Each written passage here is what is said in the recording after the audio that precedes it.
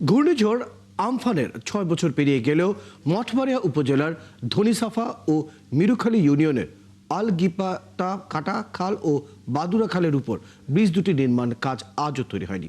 এতে চরম ভোগান্তিতে রয়েছেন ৬০টি গ্রামের অন্তত ১৫,০০০ মানুষ। তাই সম্প্রতি মানুষের দুর্ভোগ লাঘবে কাঠের ব্রিজ দুটি নিজের উদ্যোগে তৈরি করেছেন এলাকার যুবদল নেতাকর্মীরা। তরিকুল ইসলামের তথ্য ও ছবিতে প্রতিবেদন। পিরোজপুরের মঠবাড়িয়া উপজেলার ধনীসাফা ও মুড়িখালী ইউনিয়নের ৭৫ ফুট দৈর্ঘ্যের আগলিপাতাকাটা খাল ও ২৫ ফুট দৈর্ঘ্যের বাদুরা খাল।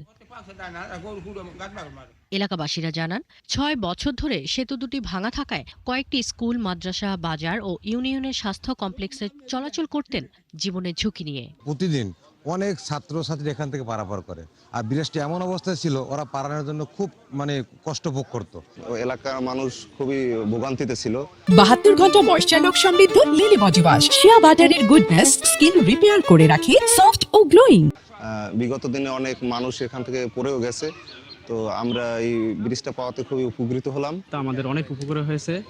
এখন মানুষ তাদের যাতায়াত ব্যবস্থা খুবই ভালো হয়েছে, অনেক উপকৃত হয়েছে। কারণ এখানে অনেক রোগী, তারপরে বৃদ্ধ লোক, তারা আসা যাওয়া করতে পারতো না, কিন্তু উনি এই ব্রিজটা করে দেওয়াতে এই মনে করেন ২-৫টা গ্রামের মানুষের অনেক উপকার হয়েছে, যা বলার ভাষায় প্রকাশ করা সম্ভব না।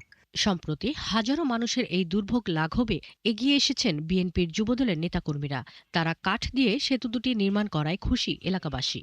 আমি এই ব্রিজটা করার যতটুকু সব পাবো, আমি এই এই এই সবটুকু আমি আমাদের দেশনেত্রী বেগম খালেদা জিয়া কিছুদিন আগে গত হয়েছেন, আমি এই সবটুকু সব ওনাকেই আমি দান করলাম আমার পক্ষ থেকে। আসলে আমরা রাজনীতি করি, যুবদলের রাজনীতি করি, আমরা সবসময় তারুণ্যের অহংকার তারেক রহমানকে ফলো করি।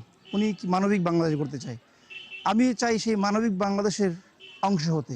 এদিকে এমন উদ্যোগকে স্বাগত জানিয়ে ভবিষ্যতেও তাদের পাশে থাকার আহ্বান জানান এলাকাবাসী। স্কুল আছে, দিনিয়া মাদ্রাসা আছে।